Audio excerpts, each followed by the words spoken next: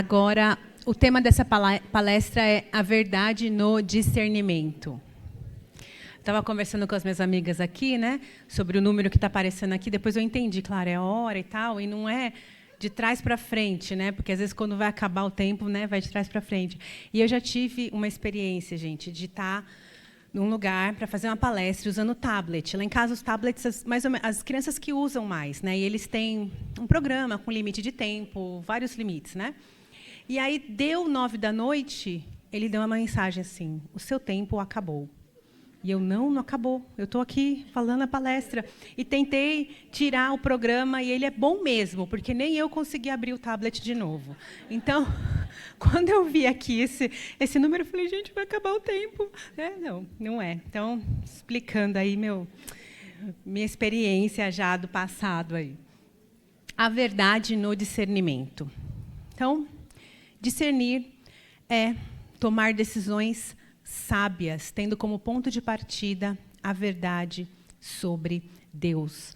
Nós podemos desenvolver o nosso discernimento espiritual através do estudo da palavra, através de sermões, de palestras, de orações, de exortações mútuas. Então, nós podemos desenvolver no nosso discernimento. E aí, saber as características, né, aquelas características que nós vemos em Filipenses, lá, que a gente acabou de ouvir, nos ajuda a tomar decisões. Saber com que preencher o nosso coração nos ajuda a tomar decisões sobre o que é certo e o que é errado, o que é bom e o que é ruim.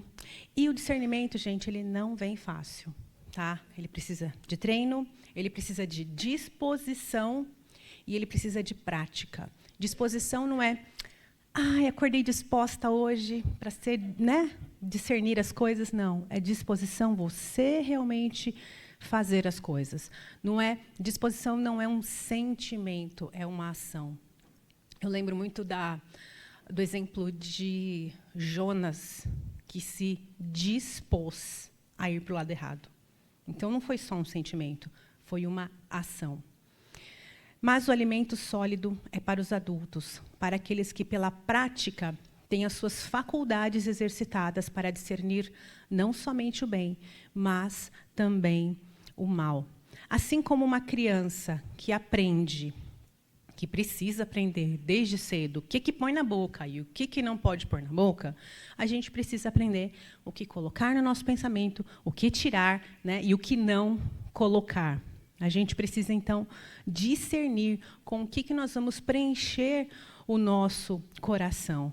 O discernimento, ele diferencia pessoas. E não é que você tem discernimento que você é melhor, não. Você está num patamar diferente. Não é isso. Mas quando a gente começa a ter discernimento, e a gente começa a ouvir música, sermão, e você começa a falar, opa, peraí, isso aqui não está muito certo. Não combina com o que eu aprendi na palavra de Deus, né? Então, acaba que, às vezes, a gente passa a andar de maneira diferente. Passa a andar até com pessoas diferentes, quando nós temos um melhor discernimento espiritual. O bom discernimento, ele separa o imaturo do maduro, o ingênuo do prudente. Tá? Então, nessa palestra, eu vou falar, primeiro, o que nos afasta do discernimento espiritual. Segundo, como encontrar discernimento espiritual. Por que precisamos de discernimento espiritual e discernimento espiritual na prática? São os 4 pontos que eu vou abordar aí nessa palestra de agora. Tá? Então, primeiro, o que nos afasta do discernimento espiritual? Tem 3 fatores que nos afastam do discernimento espiritual. A carne, o diabo e o mundo. Esses 3 fatores, eles contribuem para que a gente esteja bem longe do discernimento espiritual. Então, o primeiro fator que eu vou tratar agora, a carne. A carne são as influências internas. Começou quando? Lá no Éden. Quando aquela serpente veio falar com a mulher, e ela olhou realmente para aquele fruto e ouviu a conversinha da serpente, e aí aquilo, então, manchou o relacionamento deles com o Senhor. O pecado entrou no mundo. Eles pecaram contra o Senhor. Então, as influências internas, o pecado da carne, começou lá no Éden. A partir dali, os pensamentos, as ações, os sentimentos dos homens foram corrompidos. E aí, ao invés de continuar, né, no caso deles, a ter prazer na lei do Senhor, o prazer deles foi apreciar o que era desagradável a Deus.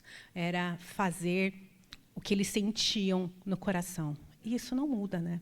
É assim até hoje. A gente ainda continua seguindo o nosso coração, muitas vezes. E mesmo depois de sermos atingidas, resgatadas pelo amor de Cristo, a gente continua a lutar contra o mal que há em nós. Na nossa salvação, o Senhor tirou a gente da lama, tirou a gente lá daquele poço de lama, nos colocou na rocha firme, que é Cristo. E na nossa santificação, o Senhor, então, está tirando a lama de dentro da gente. A gente, pela graça de Deus, não consegue mais voltar para aquele lamaçal de pecados. Mas o Senhor, diariamente, tem trabalhado em nós e tirado a lama que ainda está dentro de nós.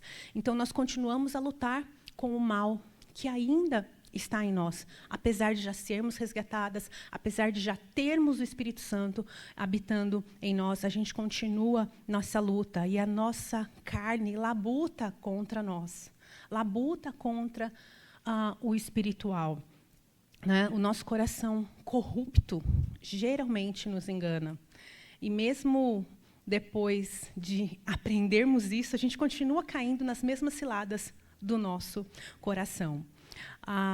O nosso coração, né, a nossa carne joga contra a gente o tempo todo, né? Não sei se você sente assim, eu preparando essa palestra e lendo sobre discernimento espiritual e lendo tantas coisas boas. Aconteceu, enquanto eu estava lendo e preparando, aconteceu uma coisa simples em casa que rapidamente me fez sair do sério. Mas assim, e aí o Senhor, claro, me exortou, né? E eu falei, Nathalie, o que é isso? Você está lendo sobre uma coisa e no mesmo segundo você já está fazendo outra? Né? Como a gente luta contra a gente mesma, né, irmãs? E é uma luta constante. E é bom quando o Senhor fala, presta atenção. Você viu o que você acabou de fazer? Né? Não volte para lá. Né? Peça perdão, se arrependa dos seus maus caminhos. Então, o nosso coração tenta o tempo todo nos desviar, nos convencer de que é muito mais prazeroso continuar no engano, desprezar o que é verdadeiro, desprezar o que é justo, desprezar o que é puro, o que é amável. Nós mesmas tentamos nos enganar com isso. Né? A gente fala assim, mas é que eu... E a gente tenta se... Vocês já ouviram essas desculpinhas, né? De filho, de funcionário, de... eu fiz isso, mas é que... A gente sempre tenta achar uma desculpinha para a gente mesma, para continuar no engano, para continuar no caminho diferente do caminho do Senhor. E aí o nosso maior inimigo nessa batalha somos nós mesmas. Mas, ao nos resgatar, o Senhor nos deu um novo coração. Né? Ele nos deu uma nova vida, o Santo Espírito habita em nós e com isso ele nos capacita a lutar contra o nosso pecado, contra o desejo de fugir do discernimento. Então não adianta a gente falar, foi maior do que eu, por isso que eu pequei. A gente se engana quando a gente fala isso, porque o nosso pecado não é maior do que aquele que habita em nós. Não é maior. Então quando a gente fala isso, eu não sei o que aconteceu comigo, eu saí de mim. Saiu não, filha. É você mesma. Né? Só que você está ali, mostrando de fato quem você é. Só que a gente não pode se deixar ser convencida. Você vê que é um autoconvencimento. Né? E a gente externaliza isso para as outras pessoas. Só que, não. Aquele que nos deu vida nos capacita a falar não para o pecado.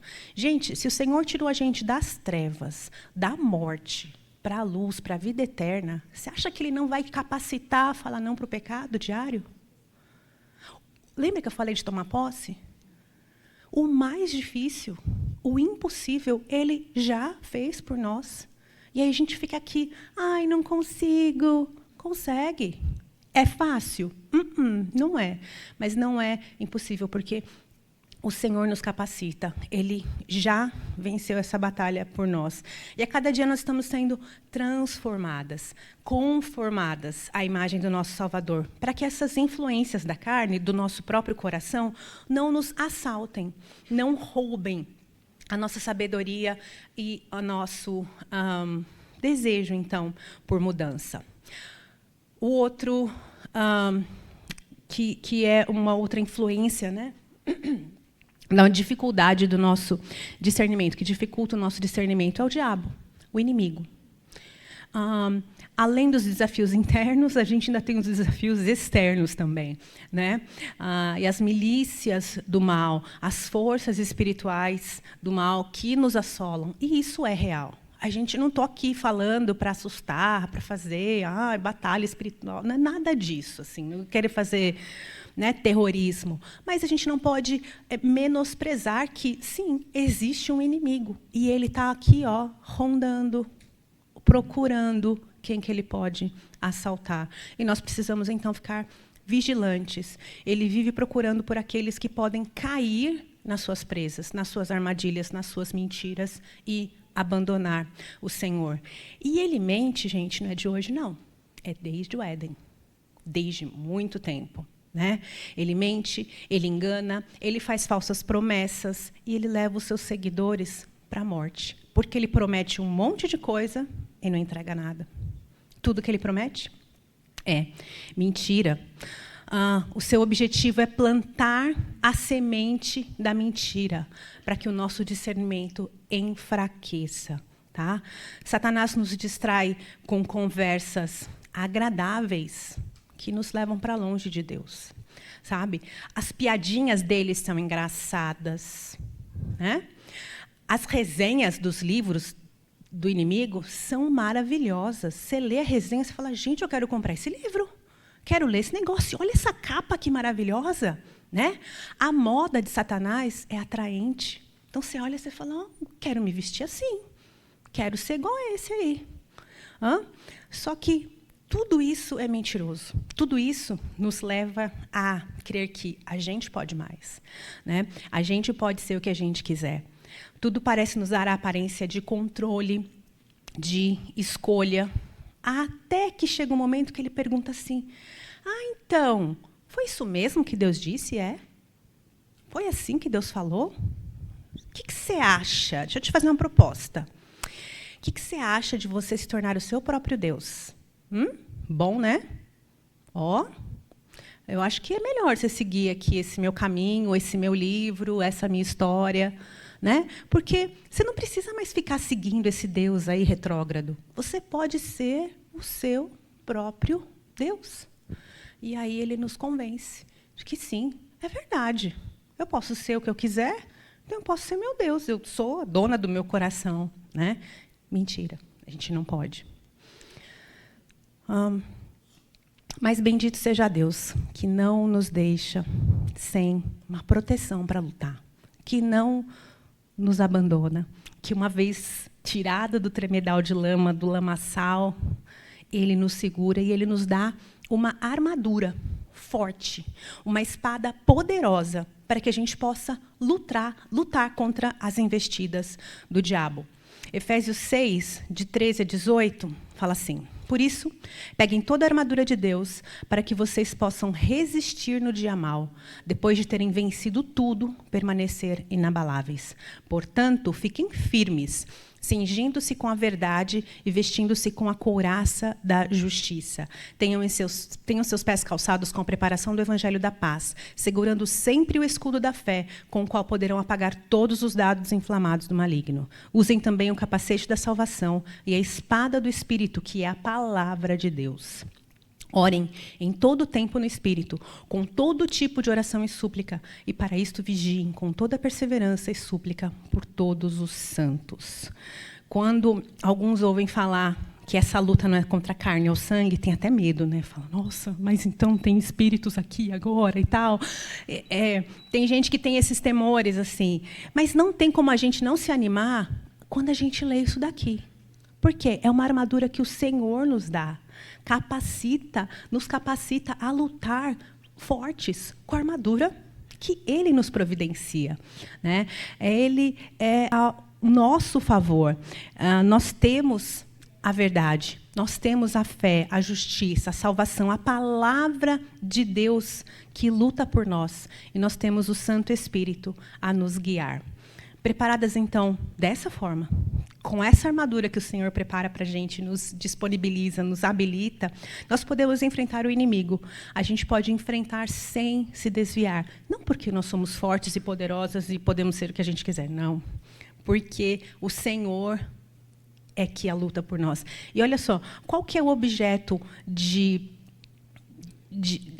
a gente tem bastante coisa de defesa, né, de proteção, e a gente tem a espada, que é o quê? A palavra. A palavra de Deus é a espada.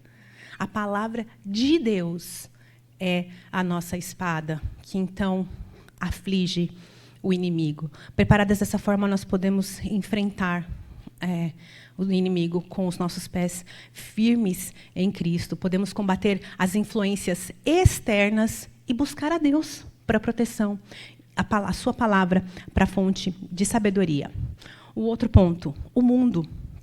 O mundo faz com que a gente se desvie e não procure o discernimento espiritual.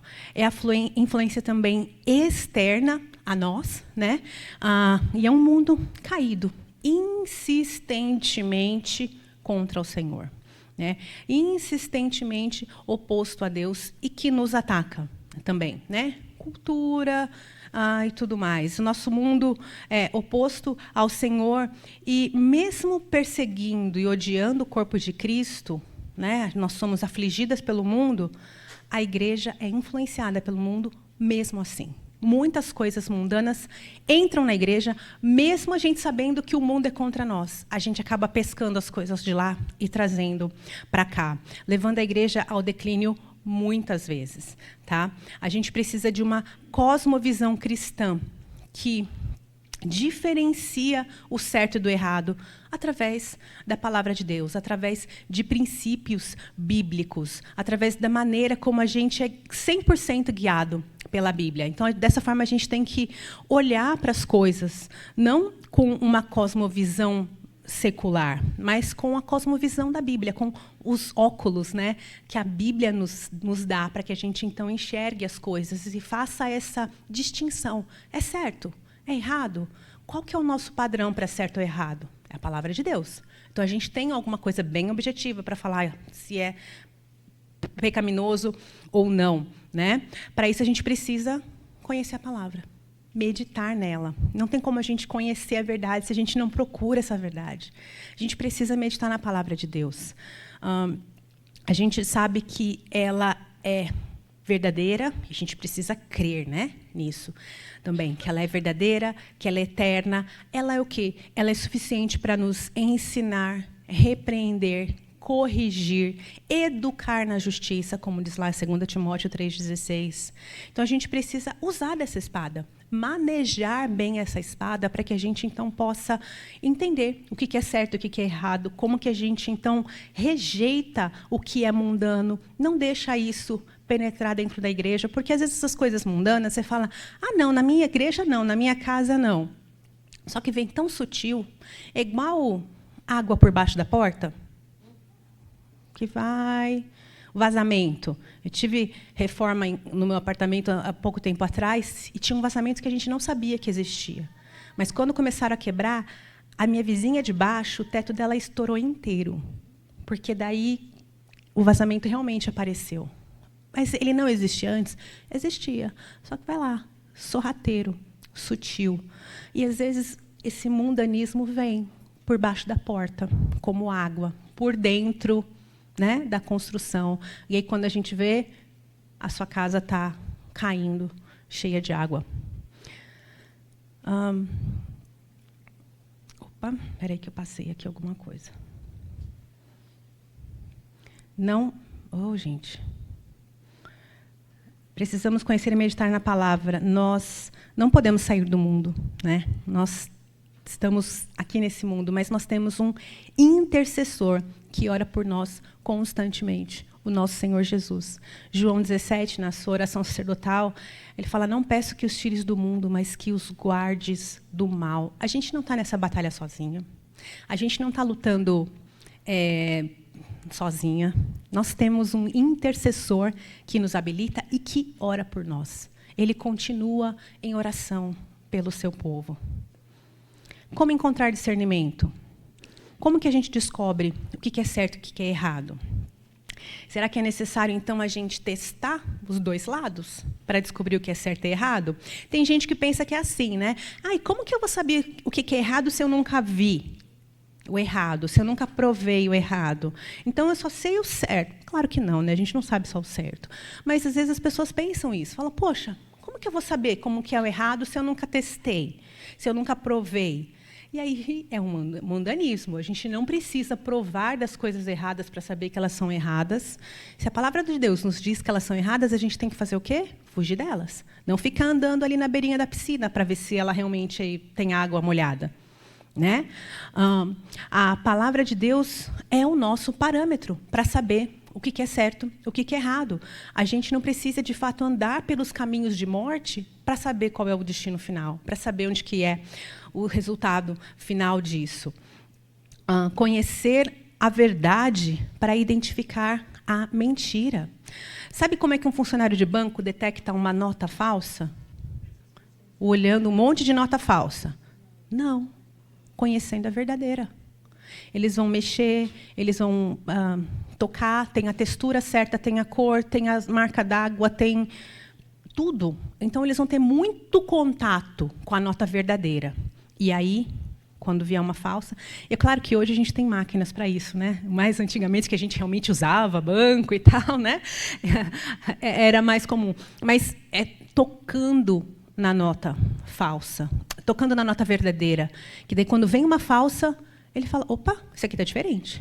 Não é a mesma textura, não é o mesmo tamanho, essa cor está meio estranha. Né? Então, a gente precisa conhecer o que é verdadeiro para a gente poder, então, identificar a mentira. Eu não preciso, eu moro no centro de São Paulo, eu não preciso usar drogas, está lá no meio da Cracolândia, que é uma coisa que a gente vê constantemente ali, para eu saber que aquilo é ruim. Eu sei que aquilo é ruim, porque a palavra de Deus já me exorta. Eu não preciso trair meu marido para eu ver, realmente, não é bom. Não. Eu não preciso, então, experimentar da mentira para entender que aquilo é ruim mesmo. A gente precisa conhecer a verdade. Ensinar a verdade para os nossos filhos. Ensinar a verdade na igreja, umas para as outras. Somos mestras do bem, chamadas por Paulo. A gente precisa ensinar sobre esse bem, ensinar o que é bom, o que é justo, o que é verdadeiro. É nossa responsabilidade. Mas isso é só para as mulheres mais velhas. A gente sempre é mais velha para alguém. Sempre. Tá? Por mais nova que você seja. E outra, pode ser uma mais velha em maturidade, não só em idade. Né? Então, nós temos essa condição de ensinar a verdade, não só condição, responsabilidade.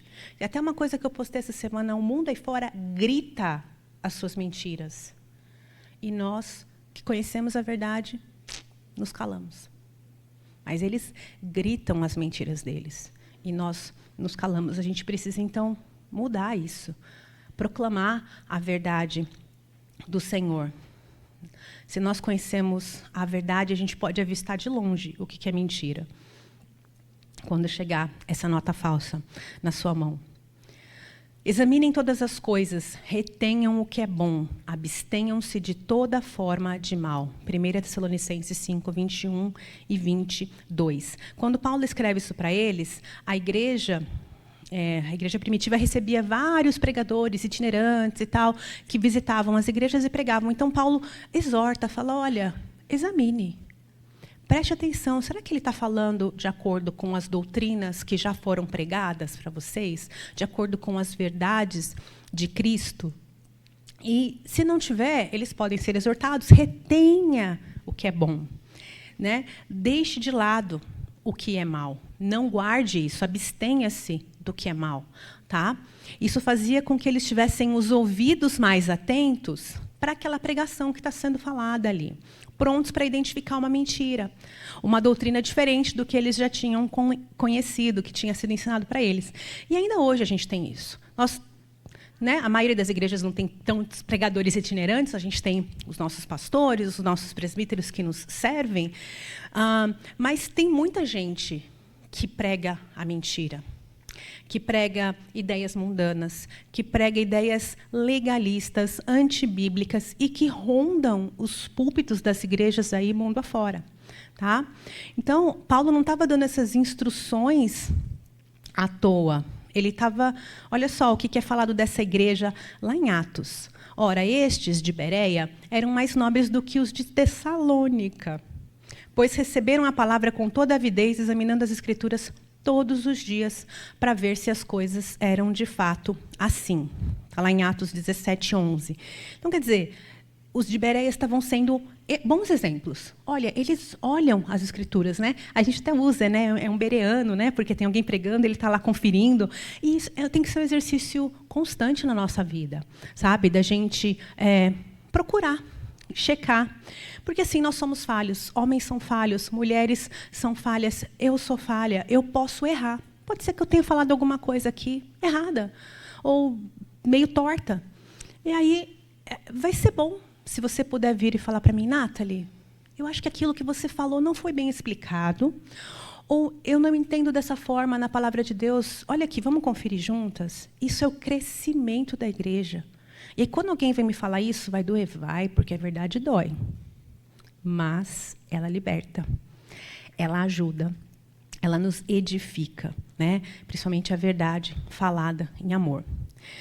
Isso não significa que você vai sair desconfiando de todo mundo, né? Agora, coitado do pastor Douglas lá na igreja dele, né? Não, não é isso. Sair desconfiando. Não, agora eu quero ver se ele fala a verdade mesmo. Não é nesse sentido, tá?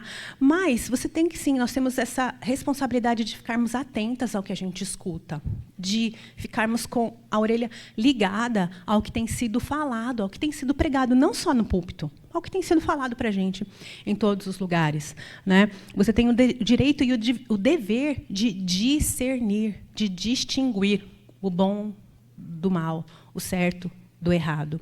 Tá? O que você tem ouvido? O que você tem assistido?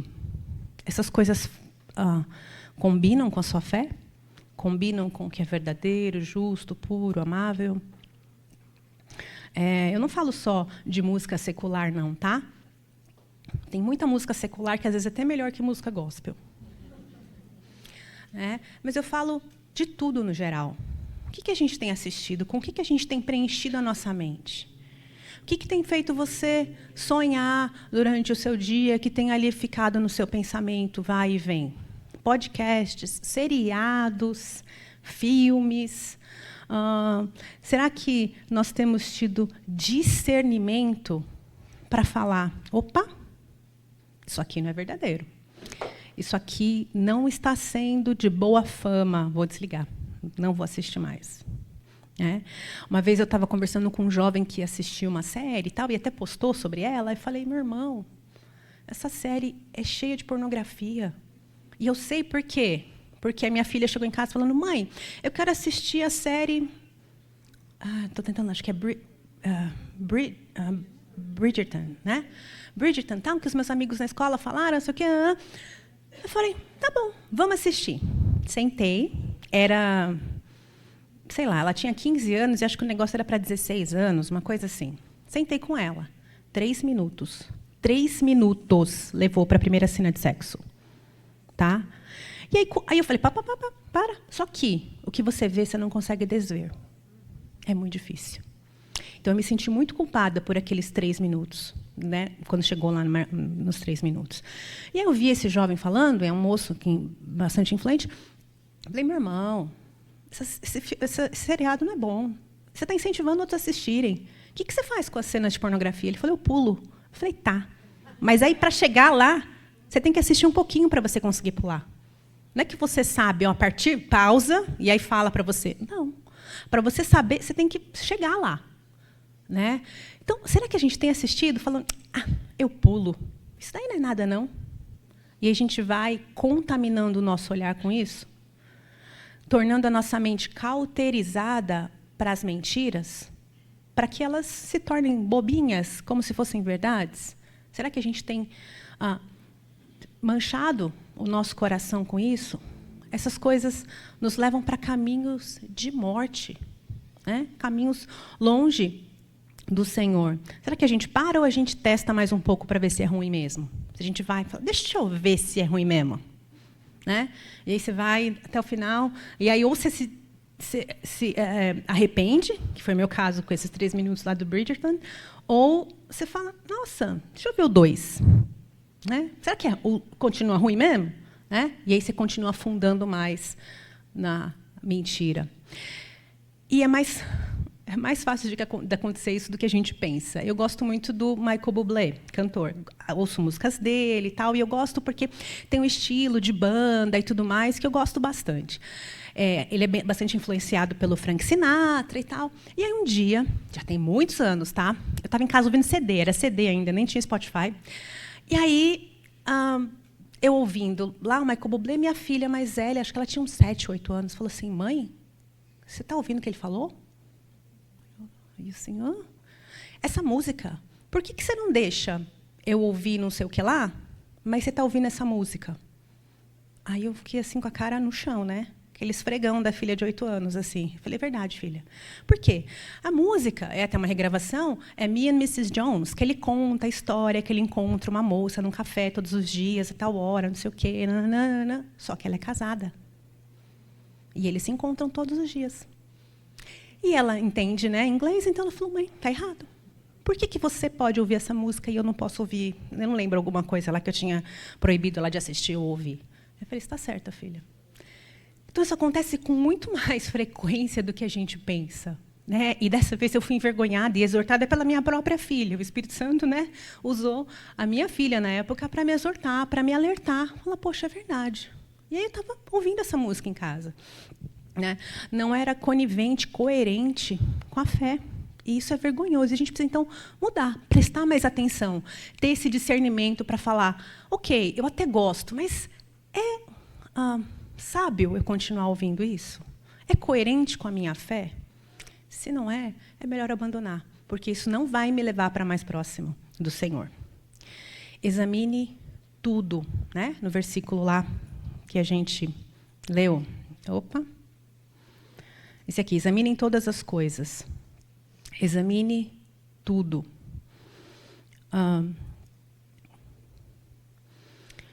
Não é um teste. Quando fala para você examinar, não é para você testar, pôr a mão na água. Deixa eu ver se molha. Não. É uma pausa antes de dar o passo. Você não vai lá pôr a mão. Você vai pausar, examinar, olhar. Tem uma coisa que eu não gosto, né?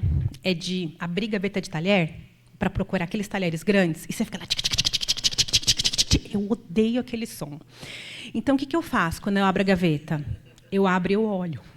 Estou procurando um negócio que tem o cabo tal cor. Porque eu odeio aquela mexeção, aquela gaveta de talher, que geralmente, né, por mais que você arrume, ela volta a se bagunçar. Né? Estou sozinha. Né? Então, é isso. Abre a gaveta, olha, examina.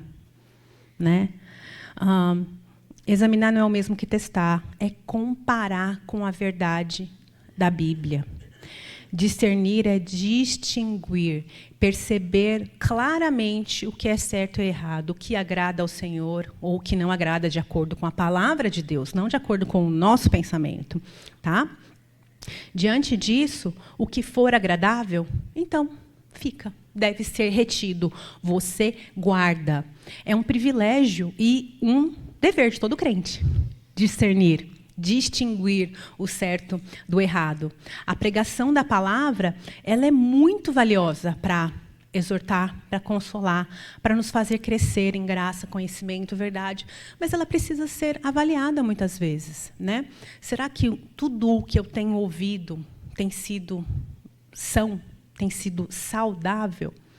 Por isso, a gente precisa sempre voltar para a palavra. A pregação da palavra ela é muito valiosa, por isso que a gente tem que se voltar para a palavra. para a Bíblia, para buscar direcionamento do Senhor, buscar o Santo Espírito, né, para que Ele nos ajude no nosso entendimento. Fala, Senhor, eu vou ler a palavra agora, me ajude, me dê entendimento, me dê sabedoria. E o Senhor falou que quando a gente pedir sabedoria, Ele vai nos dar sabedoria, né? Todas as coisas que se referem à nossa vida precisam ser examinadas, como a bobeira de ouvir uma música que eu coloquei no CD e estava tocando. Precisa ser examinado. Eu não posso agir de formas separadas, né? Porque tem gente que age de um jeito na igreja e de um outro jeito de segunda a sábado. A gente não pode ter uma vida dicotomizada. Nós temos uma vida só perante o Senhor. A nossa vida perante Ele não é só os domingos.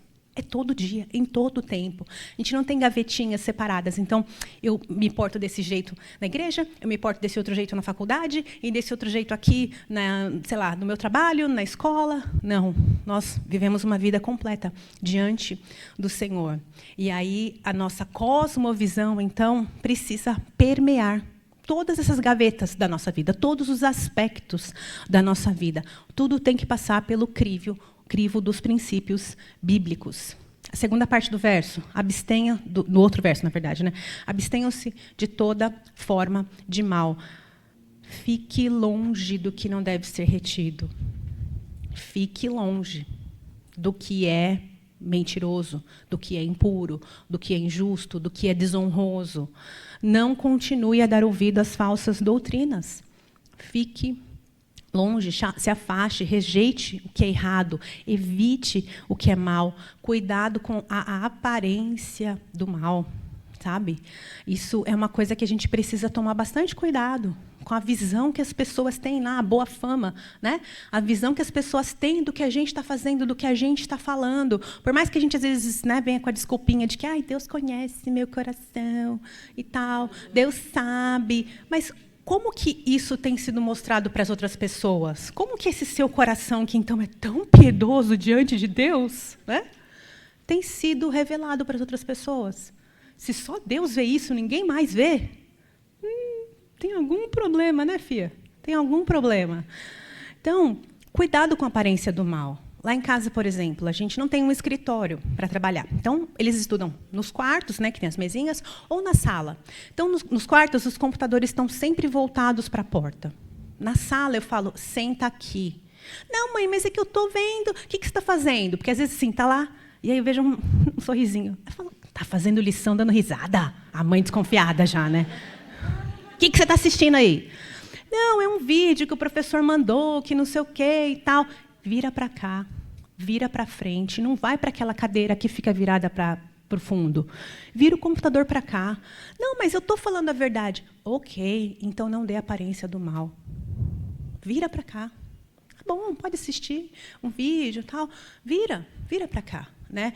Tome cuidado com isso. E isso é só um exemplo, mas você pode pensar em situações na sua vida que talvez você dê aparência do mal. Você fala, poxa, eu não precisava disso.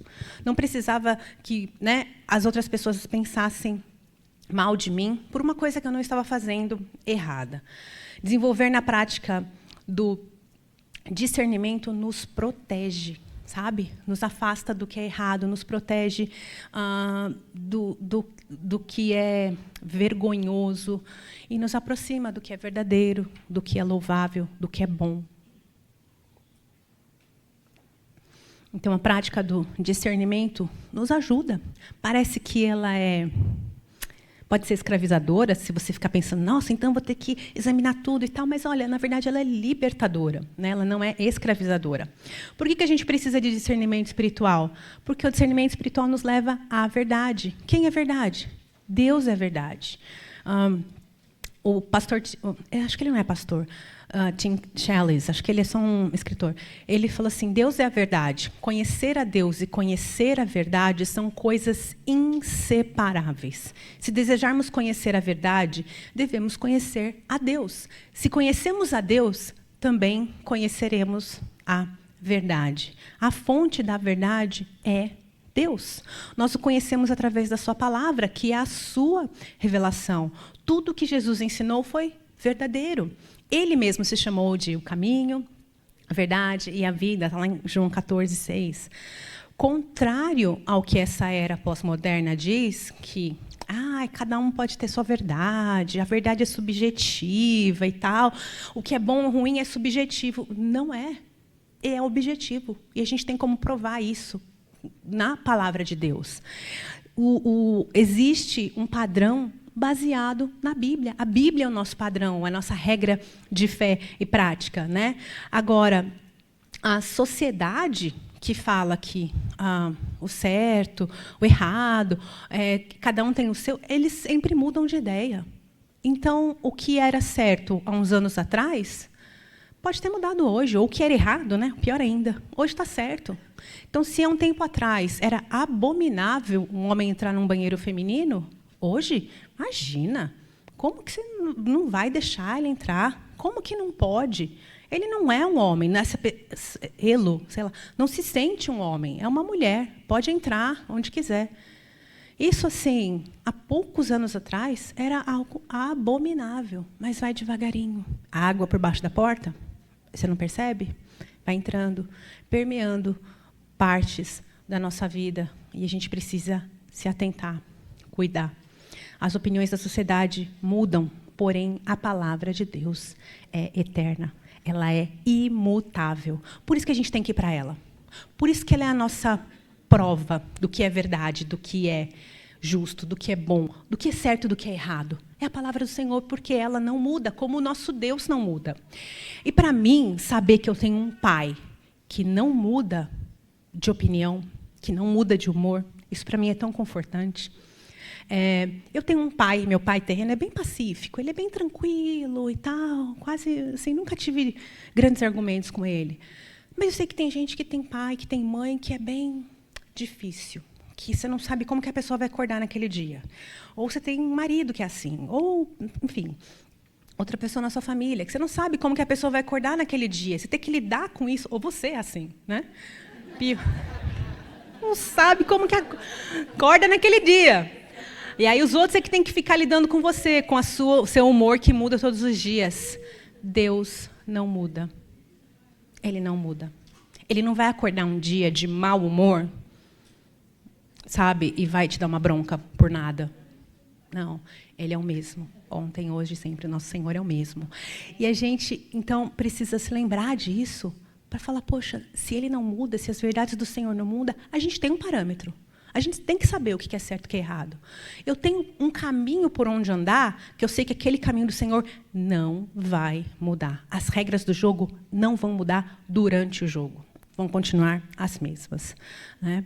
Então, o crente com bom discernimento, ele busca na palavra o direcionamento para as suas questões, crendo que ela é a fonte de toda a verdade. Então, o discernimento, ele nos leva também a pensar de maneira correta sobre Deus. O que acreditamos tem fortes influências nas nossas ações, nas nossas falas. Portanto, a gente precisa cultivar uma teologia que, de fato, reflita a Deus, como Ele verdadeiramente é, como Ele se apresenta a nós. Não uma teologia que a gente inventa, umas histórias e características de Deus que a gente inventa. Meu sogro fala assim, que Deus criou o homem à sua imagem e semelhança, e o homem quis fazer o favor de criar Deus também à sua imagem e semelhança, né? Então, na nossa cabeça, a gente cria um Deus que se parece com a gente. Mas não é assim. Nós somos um reflexo do Senhor. Nós temos que refletir qualidades, características de Deus. E a gente precisa, então, conhecer isso. Conhecer quem Deus é.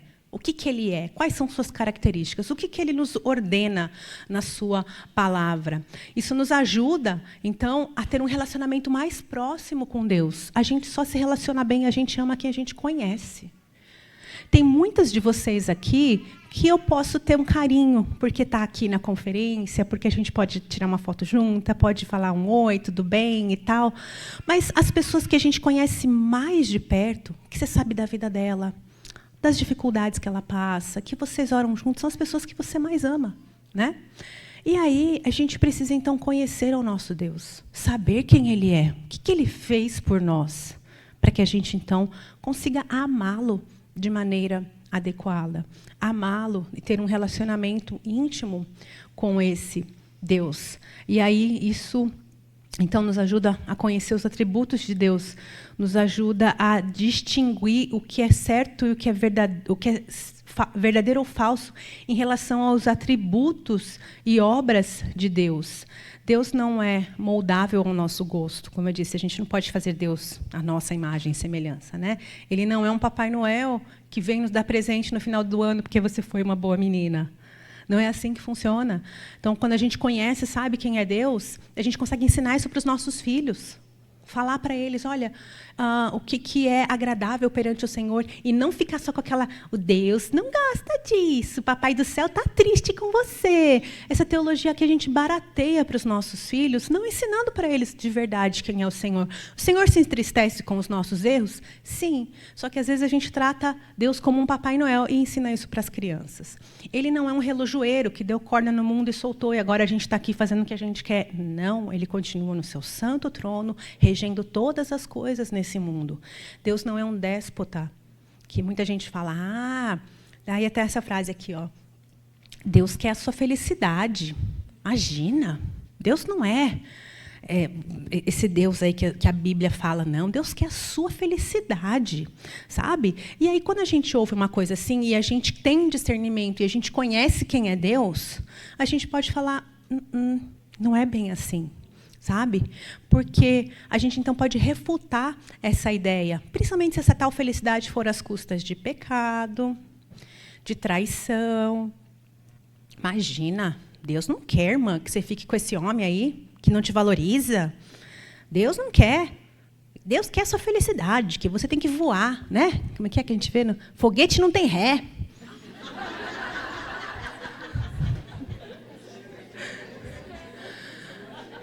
É mentira. Não sei do foguete, né? Mas se essa nossa felicidade for às custas de orgulho, de refutar as leis do Senhor, que felicidade é essa que você está procurando?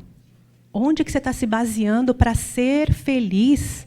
Quando a gente conhece a Deus, a gente sabe que Ele está mais preocupado com a nossa santidade do que com a nossa felicidade. Porque muitas vezes a nossa felicidade é buscada em prazeres vãos, em coisas que vão acabar daqui 5 minutos. A nossa santidade é um investimento eterno para uma vida com o Senhor. Então, quando a gente tem discernimento, conhece quem é Deus, conhece sua palavra, e a gente ouve um negócio desse, você fala, não, obrigada. Quero que Eva não, né? A mulher deveria ter falado lá para a serpente, né? Ai, olha que bonito, come, é gostoso, não sei o quê, não engorda. Né? Não, obrigada. Né? Como Elizabeth Elliot fala, deixe-me ser mulher, eu não quero ser Deus. Mas, e você se engana, que tem muita gente que fala assim, vou chegar no céu, vou conversar com ela. Porque por culpa dela, você acha que você não teria comido primeiro? Você acha mesmo que você teria resistido? Né? Cuidado, com o orgulho até em relação a isso.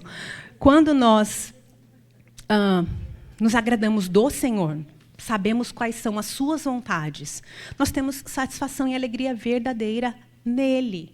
Lembra? Ele não muda, ele é eterno. Portanto, se nós nos agradamos dele, a nossa alegria, a nossa satisfação não muda. A nossa alegria, a nossa satisfação é eterna, não é perene com essas coisas aqui do mundo que a gente procura tanto. E aí, se a nossa satisfação, nossa alegria vem de fontes outras que não o Senhor, a gente tem um grande risco de cair em idolatria, de colocar um outro Deus no lugar do Senhor.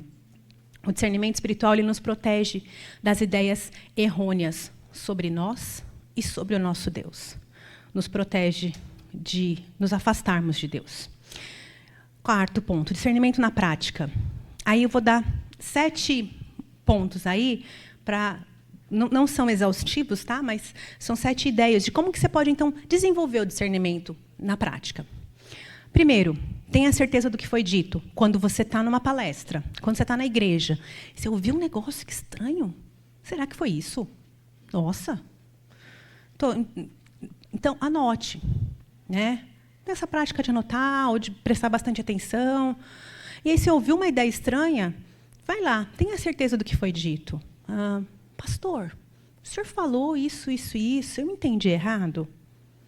É isso mesmo? Né? Será que, de repente, ele falou muito rápido? Meu marido fala muito rápido. E, às vezes, ele começa a frase no feminino e termina no masculino. E eu fico lá agoniada, assim, né? E, às vezes, pula uma palavra, pula alguma coisa e tal. E eu vou lá depois e falo, meu bem, você falou isso, isso e isso, mas eu acho que você quis dizer isso e tal. Nem todo mundo faz isso. Outro é meu marido, né? Eu tenho mais liberdade. Mas a gente pode ter liberdade para falar, pastor ou irmã, você falou tal coisa, foi isso mesmo? De repente ela fala, oh, não, querida, eu pulei uma frase. Daí juntou a primeira com a terceira e deu outra ideia. Então, pronto, resolvido. Não foi, ela não estava ensinando uma falsa doutrina. Foi uma coisa que deu errado ali, na hora. Pergunte, tá? Segundo, ore.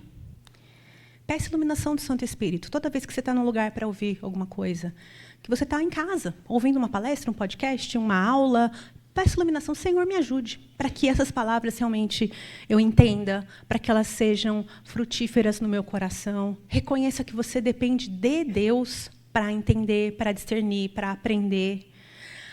A graça de Deus ela é demonstrada em todas as áreas da nossa vida, inclusive no entendimento. Tá? Então, a gente tem a graça salvadora do Senhor, quando Ele nos tira das trevas para a luz. Nós temos a graça do ensino, do aprendizado, quando Deus abre a nossa cabeça e faz a gente entender as coisas. Então, seja também graciosa. Né? Ore, pedindo por aquela pessoa que você está ouvindo e pedindo que o Senhor, que o Espírito Santo de Deus te ajude a discernir, a aprender. Terceiro, examine-se a si mesmo. Por que você está indo lá questionar? Qual a sua real motivação? Você está indo lá desafiar o pastor? Acontece. Né, pastor? Só um pouquinho. Você quer ir lá desafiar o professor? Já aconteceu, né, de estar em aula de escola dominical e alguém levantar a mão para fazer aquela pergunta bem difícil, sabe? Só para dar aquela apertadinha. E daí, assim, vontade de falar assim, você realmente não sabe isso? Ou você está perguntando só para me desafiar? Só que, né, graças a Deus, eu fechei a boca. Por dentro eu falei, pequei. Né? Qual que é a sua real motivação? Você tem um desejo fiel de crescer, de desenvolver, de exortar aquela pessoa que estava ali na sua frente? Ou você quer se mostrar o seu conhecimento, porque você fez não sei o que lá, o curso, né? E aí aquela pessoa falou um negócio errado. Qual que é a sua real motivação? Examine-se a si mesma. Tá? Nossa motivação tem que ser o nosso crescimento, o nosso desenvolvimento na fé, cuidar da igreja. Lembra? O discernimento protege a igreja de lobos. Então, se o seu desejo é proteger a igreja, veio um pregador diferente, falou umas coisas estranhas, então o nosso desejo tem que ser proteger as ovelhas do Senhor desse lobo. Né? Examine se é errado. Examine, é errado ou eu não gosto? Isso acontece demais. Né? Então, nessas questões de maternidade aí, às vezes surge alguma questão lá, e aí, não, é errado, imagina, você não pode fazer isso. Vou pegar uma coisa boba, vou falar de chupeta, tá? Para não entrar em nenhuma polêmica aí. Imagina, a chupeta não pode. Não pode porque faz mal, porque daí o neném não vai mamar, porque não sei o que lá. Não pode. Quem usa chupeta não é crente. Aí, olha só para onde a gente vai. Tá? Falando de chupeta. Então, será que não é crente? Ou será que só eu que não gosto da chupeta? E daí eu acho que todo mundo que usa chupeta não é como eu, porque eu sou o padrão, né? A minha régua é que tem que medir todo mundo. Será que é isso? Ou será que eu realmente estou buscando a verdade? Será que é realmente alguma coisa antibíblica? Tem lá um versículo falando, não darás chupeta ao seu filho. Ou será que só eu que não gosto? A chupeta é muito cara, então não quero comprar, então ninguém deveria comprar. Então, a gente tem que se examinar nós mesmos e examinar também, então, os desejos do nosso coração ali, o que está envolvendo. Né? E aí, para isso, olha só, a gente tem que passar por algumas questões. Será que o que foi falado é antibíblico? É uma questão que não é clara na Bíblia, e aí então dá base para um fazer de um jeito e outro fazer de outro? Será que tem livros que falam sobre isso? Então eu posso estudar, posso ter, né, uma base de outras pessoas, tem livros de referência, posso conversar com outras pessoas, bíblias de estudo que falam sobre isso. Então examine se é uma coisa só que não é do seu gosto ou se ela é errada mesmo. Converse com outras pessoas, não com o intuito de sair fofocando. Você viu o que falou ali? Não. Converse. Mas não, tenha sabedoria ao falar, ao expor o que você quer ali. Minha irmã, você ouviu que foi falado sobre tal doutrina, sobre tal versículo? O que você acha disso? Converse. De repente, aquela pessoa vai te trazer uma iluminação que você não tinha tido antes, que você não tinha percebido que o pregador falou. Né? Converse com as outras pessoas buscando conselho e consenso, não discórdia e divisão. Você pode estar errada. E aí você tem que admitir. Né? 6. Retenha ou descarte. Se o ensino for fiel, retenha, segure com as 2 mãos bem firmes. Agradeça a Deus pelo instrumento de crescimento na sua vida. Se for falso, evite, descarte, abstenha-se, ande longe daquela piscina. Ande longe do que te faz pecar, o que te leva para caminhos infames, para caminhos desonrosos. Busque a verdade no lugar da mentira. E 7, coloque em prática a verdade. É uma boa maneira de reter o que é bom e não esquecer. Né? Orar sobre o assunto, contar para outras pessoas, ensinar sobre o assunto. Olha, o que eu aprendi. Então, quando a gente ensina, a gente fala, e a gente ora sobre aquilo, e você anota, e você comenta com seus filhos, com seu marido, é uma boa maneira da gente treinar a nossa mente para não esquecer a coisa boa que a gente aprendeu. Né? Ou ler mais aquele assunto para se aprofundar. E a conclusão? Quando nós retemos o que é bom, nós retemos o que honra a Deus. Quando buscamos o que é bom, nós buscamos fazer a vontade de Deus. Quando nós obedecemos a vontade de Deus, nós então encontramos o caminho certo. E o discernimento é uma espécie de alarme protetor da igreja, sabe? Que soa quando alguma coisa dá errada, quando alguma coisa entra por baixo da porta. Quando alguma doutrina ruim está ali. Então, o discernimento espiritual é esse alarme que protege. Quando um falso ensino está sendo disseminado, o alarme soa, dizendo, olha, tem um invasor, tem uma coisa errada aqui. E, da mesma forma que o discernimento ele é bom, ele protege, ele nos abençoa, a falta de discernimento não descaracteriza um crente. Porque daí você vai falar, quem tem discernimento é crente, quem não tem, não é. Cuidado.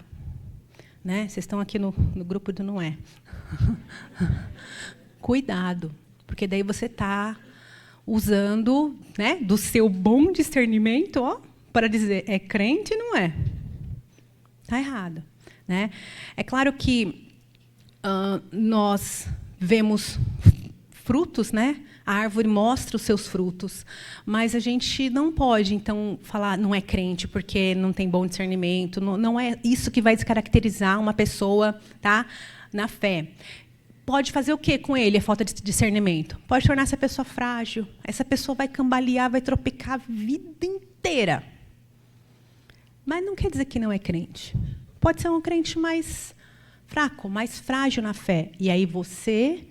que Deus te deu o discernimento, que não é porque você é muito boa, bonita, cheirosa e conseguiu fazer sozinha, você pode ser usada na vida desse outro crente. Assim como outras pessoas foram usadas na sua vida para te ajudar a crescer. Você pode ser instrumento de Deus na vida desses irmãos que têm pouco discernimento. Deus nos capacita, através do seu Santo Espírito, a termos bom discernimento espiritual. Ele nos santifica diariamente para que sejamos parecidos com quem? Com Cristo, com o nosso Salvador. Efésios 4, 13 e 15 diz assim, até que todos cheguemos à unidade da fé e do pleno conhecimento do Filho de Deus, ao estado de pessoa madura, à medida da estatura da plenitude de Cristo, para que não mais sejamos como crianças arrastados pelas ondas e levados de um lado para outro por qualquer vento de doutrina, pela artimanha das pessoas, pela astúcia com que induzem ao erro, mas, seguindo a verdade em amor, cresçamos em tudo naquele que é o cabeça, Cristo. Cristo é a razão do nosso discernimento. Ele é a nossa régua, sabe? A gente tenta medir as pessoas pela nossa régua, pela nossa altura. Cristo é a nossa régua. E é um padrão que a gente não consegue alcançar se não for por Ele mesmo. Ele é a razão do nosso discernimento. Por Ele ter nos resgatado do mal, nós podemos hoje identificar o que é o verdadeiro, o que é o bom, o que é o correto, o que não é. A verdadeira verdade, como diz Francis Schaeffer. Por Ele ter vivido uma vida perfeita em nosso lugar, Ele nos habilita a escolhermos e retermos o bem, nos afastando do mal. Por Ele ter nos tirado das trevas para a luz, nós podemos enxergar a verdade de Deus e louvá-lo por isso. A gente pode enxergar, ver a diferença. Tá? Desenvolver o discernimento é agradável a Deus, é edificante para a igreja e é uma proteção para o nosso coração, para que a gente não se desvie dos caminhos do Senhor, para que a gente se aproxime e chegue mais perto de Cristo a cada dia. E aí você vai falar, ai, Nathalie, mas é uma vida difícil que eu já tive, já tropiquei tanto, já caí tantas vezes naquela piscina que eu falava que eu não ia entrar, já fiz tanta coisa errada sem discernimento, não tem jeito não para mim. Acabou. Você é essa crente que vai tropicar a vida toda, até o final. Com Cristo é sempre tempo. Sempre tempo de crescer. Ele nos dá uma nova manhã todos os dias, com as suas misericórdias renovadas. Todos os dias nós temos essa nova chance de obedecê-lo, de buscar o que é bom, agradável, reto, perante o Senhor. Será que ainda dá tempo de você ter uma mente verdadeira que busca o Senhor? Sim, ainda é tempo. Com Cristo é sempre tempo. Perto está o Senhor de todos os que o invocam, em verdade. Então, busque a Deus, busque ao Senhor para que Ele te ajude. Peça por sabedoria, por discernimento, que Ele tenha e que você tenha uma mente verdadeira, crente no Senhor, e que Ele nos abençoe nessa jornada juntas. Bem, vou orar mais uma vez.